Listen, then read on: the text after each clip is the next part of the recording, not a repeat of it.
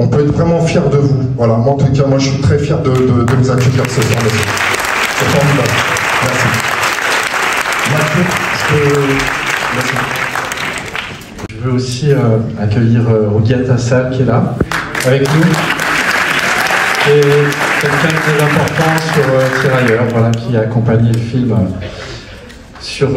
voilà, qui a coaché, on peut ainsi dire, Marcy et celui qui joue son fils, Alassane Diong. Et voilà, quelqu'un qui a été très important pour tout ce qui a la question de la langue peul.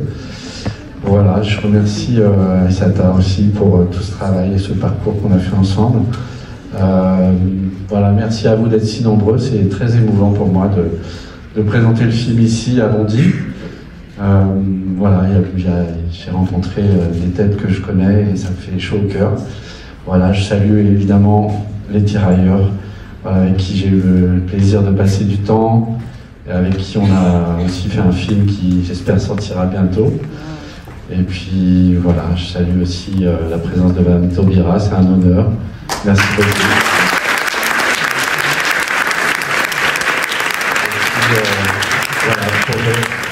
C'est un film qui me tient particulièrement à cœur, c'est sur les questions évidemment de mémoire et de reconnaissance.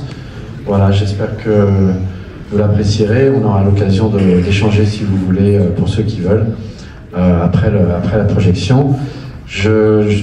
Un petit mot d'Aïssata après? Ok, d'accord. Sur le 75e anniversaire du débarquement de Provence, mais aussi la dernière mesure qui vient de tomber du gouvernement, la possibilité que nos anciens, nos papas, nos tontons, puissent enfin rentrer chez eux et continuer à percevoir leur allocation minimum vieillesse. C'était un combat, ça a été un très très long combat, un très très long combat. Nous n'avons jamais rien lâché. J'ai été accompagnée brillamment par les anciens tirailleurs sénégalais de Bondy, dont certains sont dans la salle et je veux qu'on les salue chaleureusement. Chaleureusement.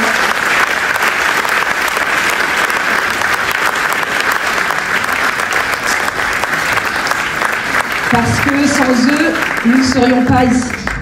Ce que j'aime dire très souvent, c'est que cette histoire, l'histoire de l'esclavage, l'histoire coloniale fait partie intégrante de l'histoire de France, fait partie intégrante du récit national français. On a parfois tendance à l'oublier. Malheureusement, on entend parfois des extrémistes qui racontent tout et n'importe quoi. Aujourd'hui, on est là pour vous dire que nous sommes là, nous sommes debout et nous sommes français et nous l'assumons pleinement.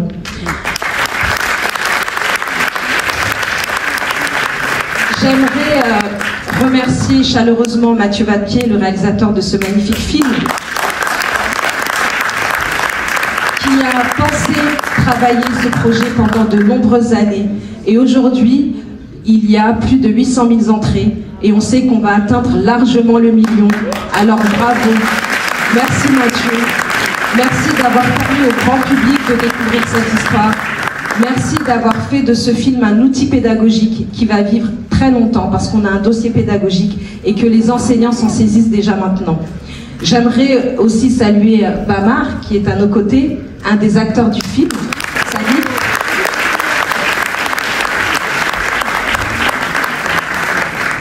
Rougiat Assal qui n'est pas descendu mais qui a été présenté tout à l'heure et qui a beaucoup travaillé aussi sur le film. J'aimerais aussi chaleureusement remercier Est Ensemble et le cinéma de Bondy et Bruno que j'ai harcelé toute la semaine. Vraiment, il a fait un travail formidable et je tiens vraiment à saluer. Il a été à nos côtés depuis le début et il l'est toujours, donc c'était important. J'aimerais aussi saluer la présence des élus. On a de nombreux élus de la ville de Bondy qui sont là, du département, d'Est Ensemble. Donc merci d'être là.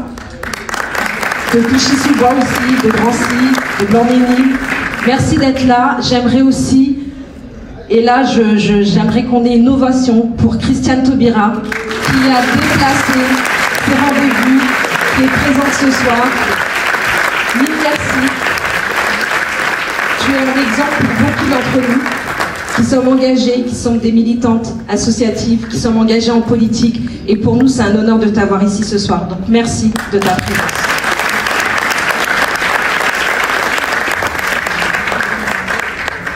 J'aimerais aussi saluer la présence de Fodé Silla, qui est un ancien militant de lutte contre le racisme et les discriminations, qui a ouvert beaucoup de portes, qui nous a permis d'être là aujourd'hui et qui nous conseille encore beaucoup, beaucoup, beaucoup. Donc merci de ta présence. Il est toujours militant, ce n'est pas un ancien, il est toujours militant. L'idée là, c'est qu'on puisse avoir un échange avec le public. Donc on va faire tourner des micros, vous allez pouvoir poser toutes vos questions à Mathieu, à Bamar, et j'espère en tout cas que le film vous a plu et encore merci pour cette présence nombreuse. Mettre un peu l'ambiance du tournage et savoir aussi quelles étaient vos sensations à vous en tant qu'homme. Peut-être que des membres de votre famille ont été concernés directement ou indirectement. Et qu'est-ce que ça vous a fait de jouer ce rôle, d'être plongé comme ça dans l'histoire et dans des moments assez forts et intenses? Comment vous avez vécu ça? Est-ce que c'est quelque chose qui va, je suppose, vous marquer à vie? Enfin voilà, j'ai envie de savoir quelle était la vie sur le tournage et quel est votre ressenti à vous en tant qu'homme. Voilà. Merci. Par rapport à l'ambiance, bizarrement, c'est un peu la même ambiance que je vois dans les salles en ce moment et tout l'engouement qu'il y a eu autour. Moi, je suis acteur professionnel et du coup, je pense qu'il y a beaucoup d'acteurs et d'actrices qui traversent toute leur carrière sans avoir jamais eu l'occasion de travailler sur un film avec lequel ils sont vraiment proches à ce point émotionnellement. Et je pense que ça se ressentait chez tout le monde sur le tournage où des acteurs principaux jusqu'aux figurants et la garde rapprochée, tous les gens qui ont joué la garde rapprochée sont exceptionnels parce qu'ils nous ont vraiment porté, nous qui sommes les acteurs un peu plus principaux. Et je pense que chacun est arrivé en se disant cette histoire, elle avait quasiment jamais été racontée avant, en tout cas pas dans un projet qui a cette ampleur-là en termes de médiatisation, et il fallait le faire bien. Il fallait le faire bien, et pour rejoindre la deuxième question, il fallait le faire bien, d'autant plus que pour moi aussi c'est une histoire personnelle. J'ai mon homonyme qui a fait 39-45.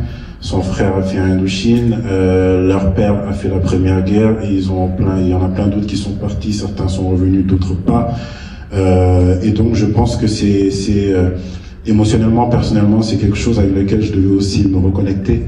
Parce que pour rejoindre le témoignage de celle qui a amené sa nièce aussi, je n'ai pas grandi avec des histoires de tirailleurs. C'est-à-dire que j'ai pas le même profil qu'Assata ou même Omar. Moi, je suis né à Dakar, j'ai grandi à Dakar. J'ai la nationalité sénégalaise, je suis pas français. Et même chez moi, cette histoire-là, on ne la racontait pas parce qu'aussi tous nos programmes d'histoire ont été basés sur ce que les colons ont laissé. Donc on m'a jamais appris.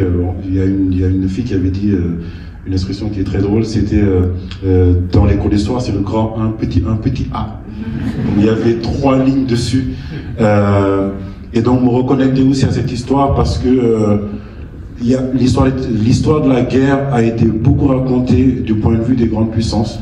On a beaucoup de films américains, on a beaucoup de films français. Et moi, je suis content que aujourd'hui toute une jeunesse française, toute une jeunesse afro-descendante grandissent en ayant aussi cette image-là. Parce qu'aussi, le film, au-delà de l'aspect pédagogique, il y a le pouvoir de l'image. Le pouvoir que seule l'image peut véhiculer. Et aujourd'hui, il y a plein de jeunes qui vont rentrer chez eux et qui vont se dire « un tirailleur, ça ressemblait à ça ». Voilà. Et ça, c'est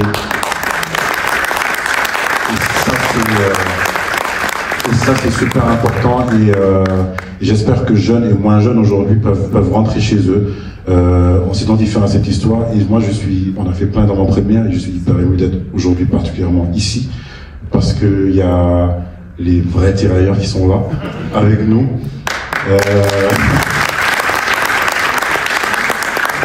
Ma mère se moquait de moi un peu à chaque fin de journée de tournage quand je l'appelais, elle me disait ton grand-père il y était vraiment et toi tu rentres à l'hôtel, c'est vrai.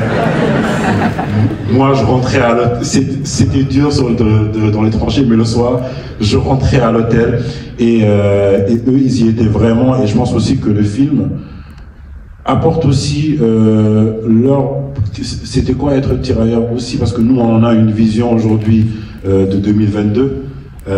J'ai entendu beaucoup de questions, notamment sur le fait d'aborder certaines questions, et je pense que ce film, on m'a beaucoup posé la question, et maintenant j'ai un regard qui est un peu je peux aussi le regarder de loin parce que je suis dedans, mais c'est un peu compliqué. Ce film est un film juste. Je trouve que c'est un film juste parce que c'est leur regard à eux aussi.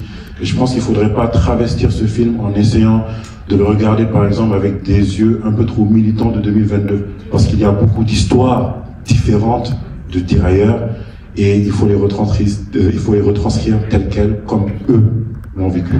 Voilà.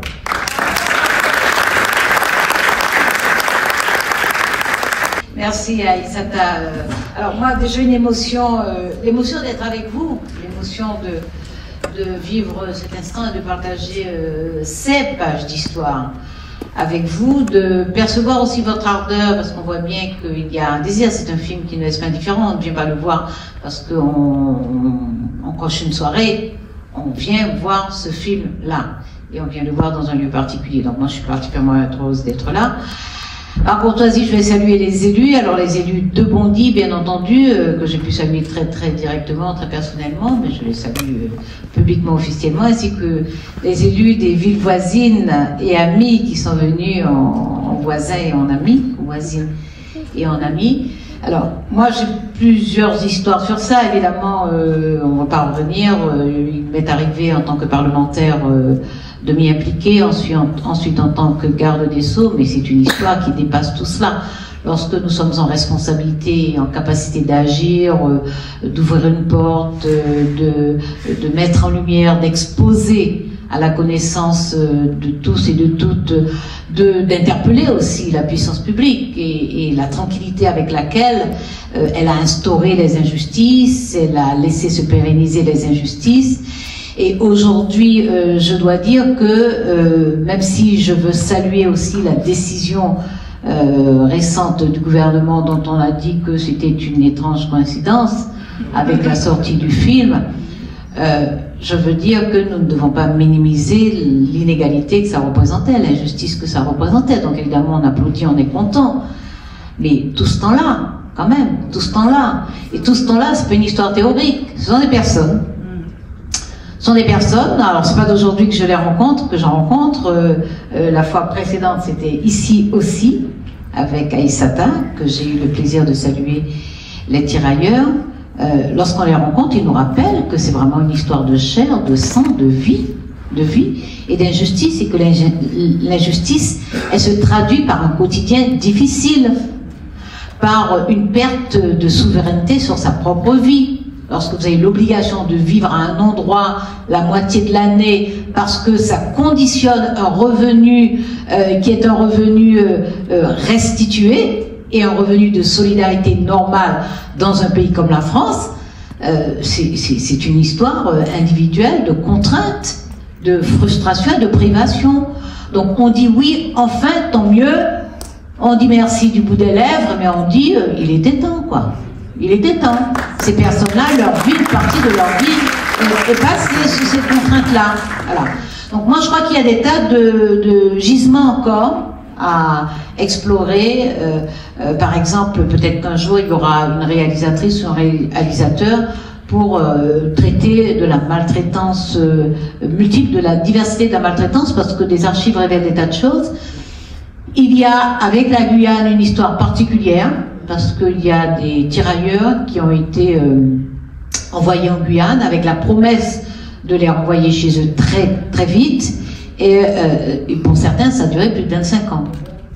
Et il y a eu une révolte qui s'est passée en Guyane parce qu'ils étaient excédés, et de ce que révèlent les archives, l'armée leur a livré la ville pratiquement, c'est-à-dire que pour tenir la cocotte, le couvercle de la cocotte, on leur a dit, ben, défoulez-vous sur la ville. Et il y a eu donc une descente, il y a eu un incident imbécile dans un dancing, et ça a dégénéré en incident où, donc nous on disait chez nous, tirailleurs sénégalais, même si tout le monde sait maintenant que les tirailleurs venaient de plusieurs villes, de plusieurs pays africains, Mais au point qu'il y a une chanson traditionnelle de chez nous, qui dit même pas tirailleurs sénégalais, qui dit sénégalais en créole, et qui raconte cette histoire où il y a eu des morts, hein, il y a eu 11 morts parmi les Guyanais, parce qu'ils étaient absolument déchaînés, ils étaient à bout de nerfs,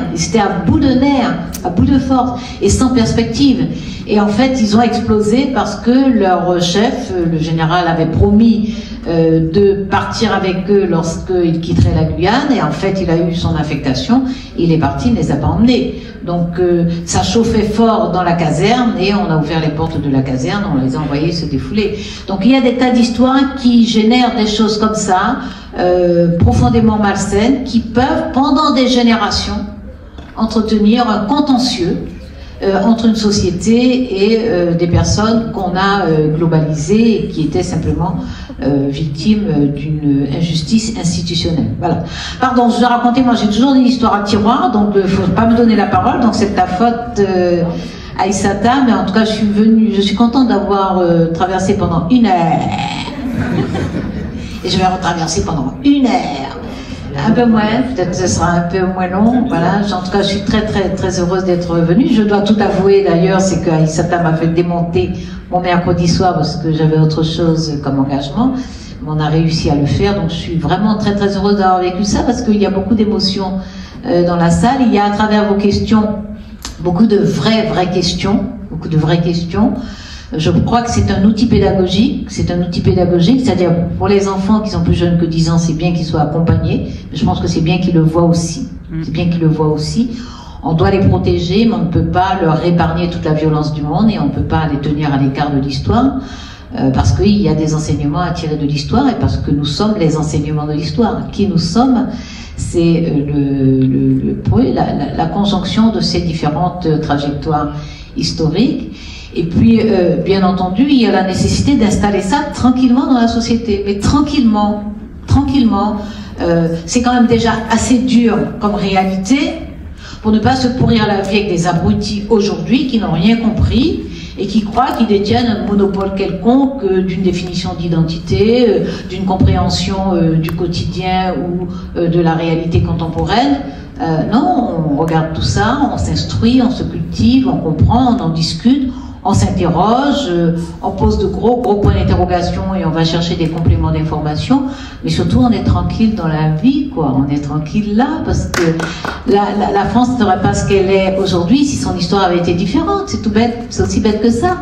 Son histoire aurait été différente, elle aurait été différente. Bon, là, quand on regarde ce qu'elle est, quand on regarde le potentiel en termes d'intelligence collective, en termes de sensibilité, en termes d'imprégnation des différentes cultures du monde, en termes de circulation des langues, en termes de réceptivité, de porosité, quand on regarde tout ça, bon, qu'il y ait des personnes obtuses qui ne comprennent rien à ça, qui fassent des crises sur les prénoms, qui excluent, bon voilà, ces gens-là construisent leur malheur, on les laisse construire leur malheur, mais nous on déguste notre bonheur.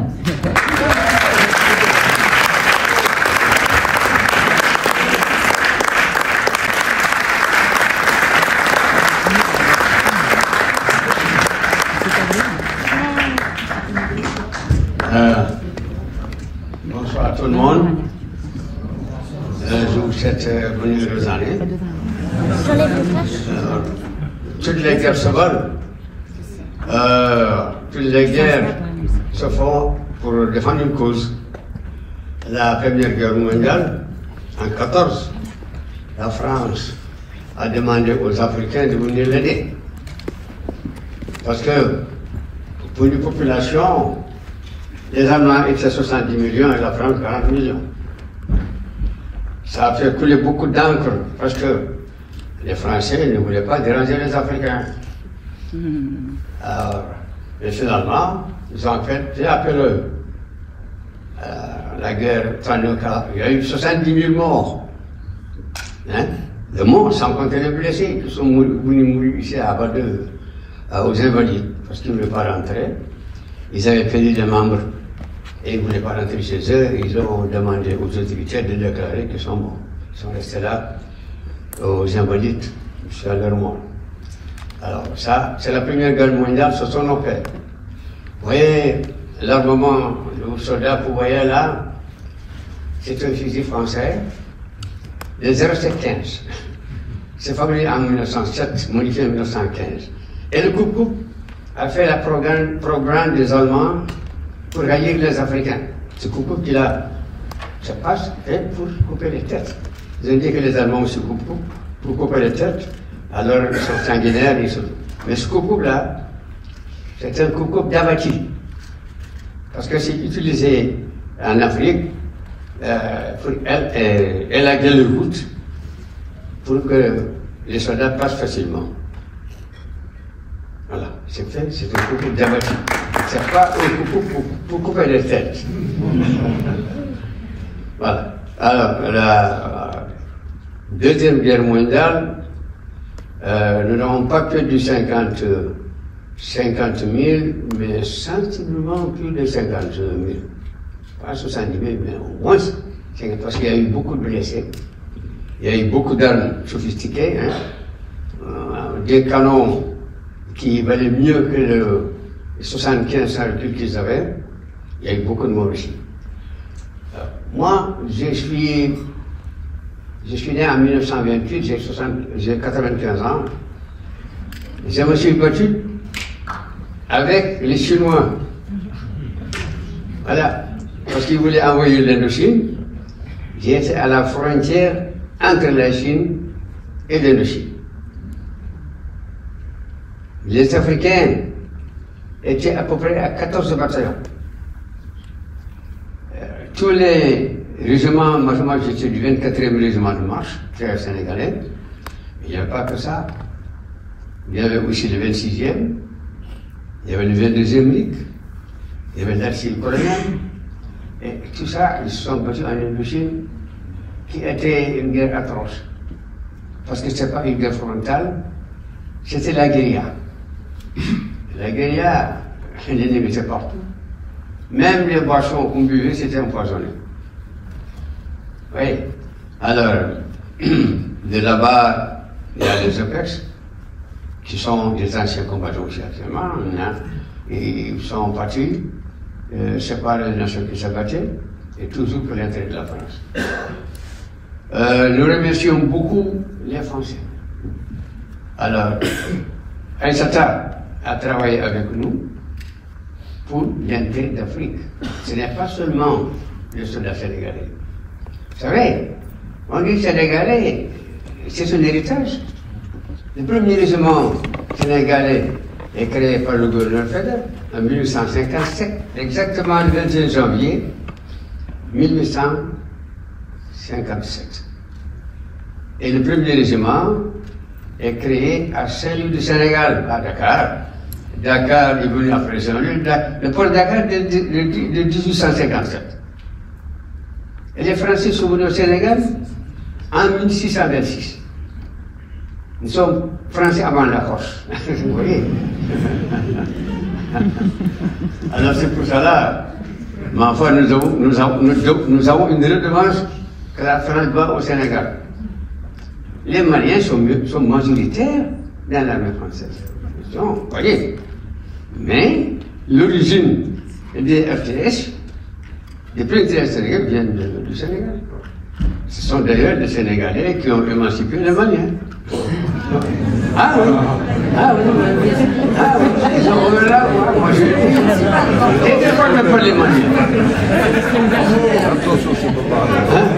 Moi je déformé par les Maliens. Mais lorsque les tirailleurs sénégalais ont vaincu l'Abdjor, ils ont vaincu El Hadj Omar à Médine. Et pourtant, le général qui s'est battu avec El Hadj Malick est un Sénégalais. C'est un métier sénégalais d'Abj. Les Sénégalais. Alors, ils ont quitté, le pays a quitté le Sénégal pour rentrer au Mali. Ils ont fait le Mali. Lorsqu'ils sont battus au Mali, il y a eu plusieurs engagements de Mali dans l'armée française. Après, ils sont battus avec le Moro-Naba, avec Bélanzang, ils sont battus. Alors, ils ont, le premier test, a donné à la France 6 millions de kilomètres carrés. 6 millions de kilomètres carrés. Ce premier régiment-là. Elle vit encore. Vient encore, parce que le 13e RTS et le premier régiment d'Afrique a défilé à Paris en 1913. Et c'est le premier régiment qui a la Légion d'honneur. Le régiment français. Alors, nous vous remercions, mon camarade et moi, de venir vraiment honorer les frères sénégalais. Nous sommes les héritiers. Ici, je ne suis pas le seul. Il y a des camarades qui ont fait l'Indochine aussi. Il y a M. Djemé, M. Moudbourgui.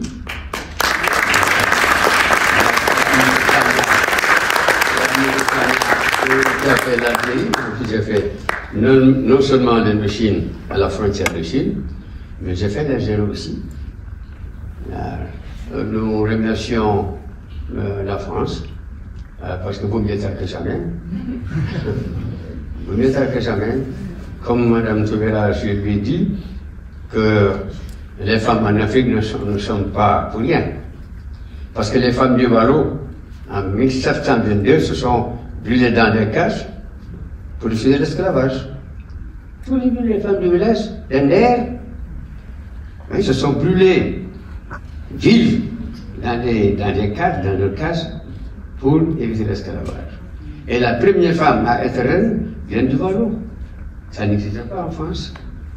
Donc, nous remercions toujours nos mamans.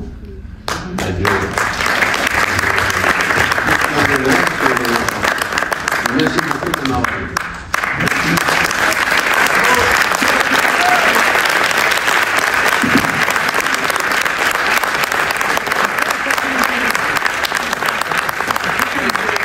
Merci beaucoup, merci nombreux. Je voulais remercier Aïssata pour tout le travail qu'elle a fait pour cet événement.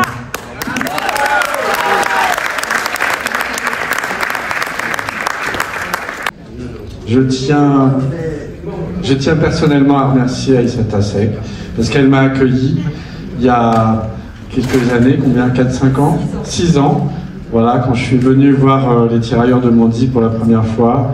Elle m'a fait confiance, eux aussi m'ont fait confiance, c'est-à-dire qu'on a pu faire un film qui s'appelle Leur Voix, et qui est leur histoire, leurs histoires. C'est une façon de leur redonner la voix. Et donc ça a été possible que parce que Aïssata Seck était là, elle m'a fait confiance. Donc merci Aïssata. Merci. Je vous remercie beaucoup et je remercie Aïssata et Mathieu. J'ai vu beaucoup le film. Alors, je dis leur tactique, leur technique sur le terrain. Je vis leur rempart sur le terrain. Je vis leur déplacement en pont. Je vis leur déplacement en rempart. Je vis leur déplacement en colonne. J'ai vu leur déplacement en ligne. Je vis leur déplacement en essai. Et je vis la pluie sur eux. La pluie se jette sur eux. Le vent, les tracés et tout, ils font leur tracé, ils camouflent le var sans être vu. Hein? Tout ça, ils le font. Vous savez, moi j'ai fait l'Indochine. L'Indochine, la pluie, nuit et jour, ça pleut. Il n'y a pas de saison sèche, c'est la saison de pluie en Indochine. Quelquefois on parlait, on faisait comme ça, on partait en combat, la pluie tombe sur nous, jusqu'à mouiller, jusqu'à les postes de créer la remplie d'eau, on marche jusqu'à ça devient sec, hein, jusqu'à les effets et tout devient sec. Je sais que le film est très bien. Tout ce que le film, ce que je vois sur le film, c'est comme moi j'ai les tenues treillis, c'est comme moi qui est sur le terrain. Donc je remercie.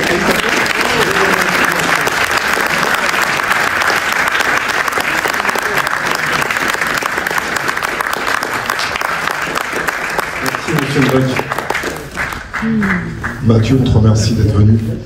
C'est moi qui vous remercie. Ouais. T'es chez toi ici, tu reviens quand tu veux. Merci. Parce que chaque débat qu'on fait avec toi, ça se passe toujours bien. Et puis il y a beaucoup de choses qui se créent. Donc C'est formidable en fait d'être venu ici. Je voulais remercier Madame Taubira. Merci d'avoir été présente ce soir.